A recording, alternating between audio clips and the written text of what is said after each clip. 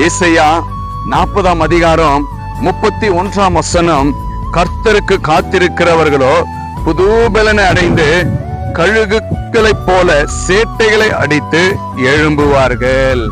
ஆம், எனக்கு பிரியமான அன்பு தேவச்சனமே, ஆண்டவருடைய வார்த்தை நமக்கு இப்படியாய் கொடுக்கப்பட்டிருக்கிறது. கர்த்தருக்கு காத்திருக்கிறவர்கள் புது பலனை அடைந்து எழும்புவார்கள் என்று வேதம் அழகாக நமக்கு சொல்லப்பட்டிருக்கிறதா இருக்கு. அநேக தேவைகளுக்காக காத்துட்டு இருக்கீங்களா? அநேக ஜெபத்துல காத்துட்டு இருக்கீங்களா? அநேக தேவனுடைய வார்த்தையில நிலைத்திருந்து காத்துட்டு இருக்கீங்களா? ஆண்டவர் உங்களை பார்த்து சொல்றாரு, மகனே மகளே, அநேக ஆசீர்வாதங்களை நான் உனக்கு கொடுக்க போகிறேன்.